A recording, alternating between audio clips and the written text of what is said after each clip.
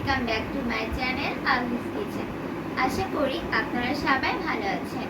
আমি আজকে আপনাদের সঙ্গে রোদে দেওয়ার ঝামেলা ছাড়া আমসত্ত্ব তৈরি করে দেখাবো। আর এই আমসত্ত্বে আমি কিন্তু কোনো প্রকার জেলেটিন বা আগার আগার ব্যবহার করব না। তো আশা করি আপনাদের আজকের রেসিপিটি অনেক ভালো লাগবে। চলুন চলে যাচ্ছে মূল রেসিপিতে। পাকা আমের আমসত্ত্ব বানানোর জন্য এখানে আমি কয়েকটি পাকা আম নিয়ে নিয়েছি। এখন আমি এগুলোকে কেটে ব্লেন্ড করে নিব। আমগুলোকে কেটে ব্লেন্ড করে নিয়েছি। এরপর একটা ছাঁকনির সাহায্যে ছেঁকে আমের আঁশগুলোকে আলাদা করে নিয়েছি।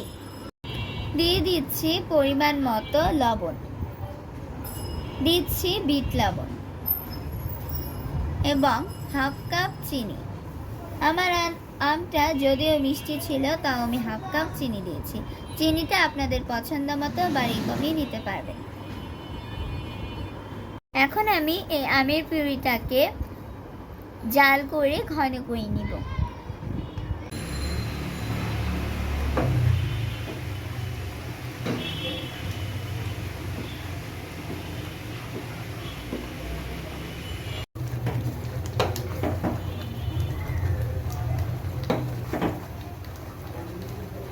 এটা ঘন হয়ে গিয়েছে। এখন চুলা থেকে নামিয়ে নিচ্ছি। এখানে আমি কেকের মোল্ডের ঢাকনায় তেল ব্রাশ করে নিয়েছি। আপনারা চাইলে এখানে স্টিলের প্লেটও নিতে পারবেন। এরপর আমি আমের মিশ্রণটাকে এই মোল্ডের ঢাকনায় ঢেলে নিয়েছি। চুলায় একটা তাওয়া বসিয়ে এর উপর একটা স্ট্যান্ড বসিয়ে নিয়েছি।